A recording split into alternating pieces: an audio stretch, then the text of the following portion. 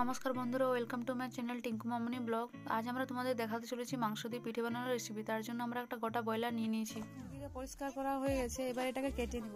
কাটা হয়ে গেছে, এই যে বড় বড় দেখছো কাটা রয়েছে যেটা, এটা আমরা নেব তরকারি করার জন্য। আর এই যে ছোট ছোট পিস করে কাটা যেটা রয়েছে, এটা আমরা পিঠে বানানোর জন্য এরকম ভাবে কেটে রেখেছি। কিছুটা নুন কিছুটা হলুদ মাখিয়ে এভাবে কিছুক্ষণ রেখে দেবো, আধা থেকে 1 ঘন্টা ম্যারিনেট হওয়ার জন্য। রসুন আর আদা আমরা ছাল ছাড়িয়ে রেখে দিয়েছি। আর এই যে দেখছো পেঁয়াজগুলো, 3-4টা পেঁয়াজ, বড় পেঁয়াজ এভাবে কেটে নিয়ে এগুলোর পেস্ট একটা বানিয়েছি। পিঠে বানানোর জন্য আমরা চাল নিয়ে নিয়েছি। এবার এটাকে জল দিয়ে কিছুক্ষণ 2-3 ঘন্টার জন্য ভিজিয়ে আমরা জলে ভিজিয়ে রাখছি। 2 ঘন্টা পর আমরা চালগুলোকে এভাবে ছেঁকে নিয়েছি জল ঝরানোর জন্য। তো তোমরা চাইলে এটা লাইলনের ব্যাগ বা কোনো পাতলা ব্যাগে ঝুলিয়ে জলটা ঝেড়ে নিতে পারো। তো এবার চলো চালটাকে গুঁড়ো করে নেব। ভিজে চালগুলোকে আমরা গামছায় এভাবে শুকিয়ে নেবো হালকা করে, জলটা যাতে মরে যায়। তারপরে এটাকে দিয়ে অল্প পরিমাণ নিয়ে মিক্সিতে আমরা পিষে নেব।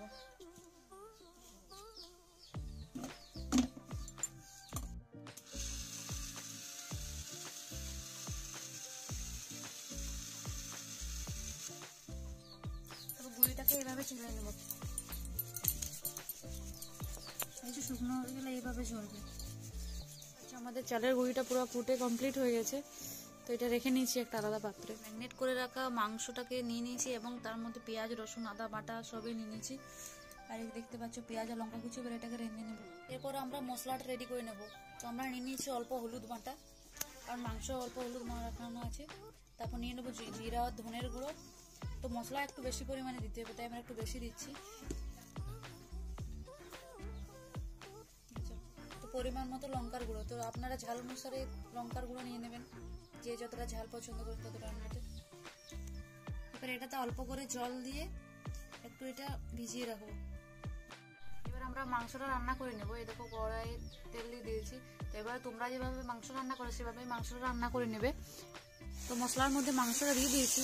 এবার 10 মিনিটের মতো মাংসটাকে কষে নেব, তাহলে আমার মাংসটা রেডি হয়ে যাবে। আমার মাংস রান্না হয়ে গেছে প্রায়। তো এরকম বেশি পরিমাণে জল দিয়ে এটা ফুটলেই এর মধ্যে গুঁড়িটা দিয়ে দিতে হবে, চালের গুঁড়িটা। আমাদের মাংসটা রেডি হয়ে গেছে। এবার এর মধ্যে আমরা গুঁড়িটা মিশিয়ে নেব।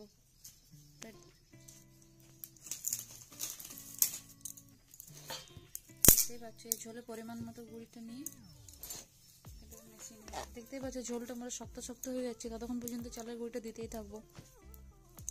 দেখতে পাচ্ছ আমাদের গুঁড়িটা মাখা কমপ্লিট হয়ে গেছে। এভাবে তোমরাও মেখে নেবে গুঁড়িটা। দেখতে পাচ্ছ আমরা শাল পাতার থালি নিয়ে নিয়েছি। এবার এর উপরে একটু তেল মাখিয়ে নিব এবং এইভাবে পিঠেটা করবো। আমরা উনুনে চাটু চাপিয়ে দিয়েছি এবং চাটুটা গরম হয়ে গেছে, কারণ এইসব পিঠে গ্যাসে হয় না। তো আমরা চাটুটার উপরে এবার আমরা তেল মাখিয়ে রাখা শাল পাতাটা দিয়ে দেবো এবং ওই মেখে রাখা গুঁড়িটা এর উপরে দিয়ে দেবো। তো এইভাবে করলে পিঠেটার টেস্টটা একটু বেশি আসে। এই যে দেখছো এইভাবে একটু হালকা করে মেলে নিতে হবে।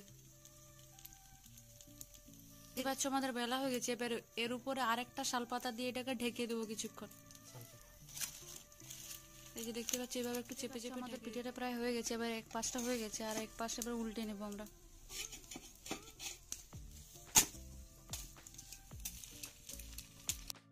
তো আমাদের পিঠে কাছে প্রায় হয়ে এসছে। এবার এটাকে আমরা রেখে দেবো।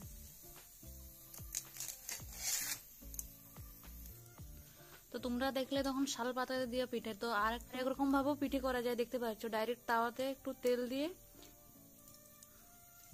তো এর উপরে চালের গুঁড়িটা যেটা মেখে রেখেছিলাম আমরা সেটা দিয়ে দেবো। তো চাইলে তোমরা এভাবেও ট্রাই করতে পারো। চাটুর মধ্যে দিয়ে দিয়েছি। এবার এটাকে উল্টে নেব।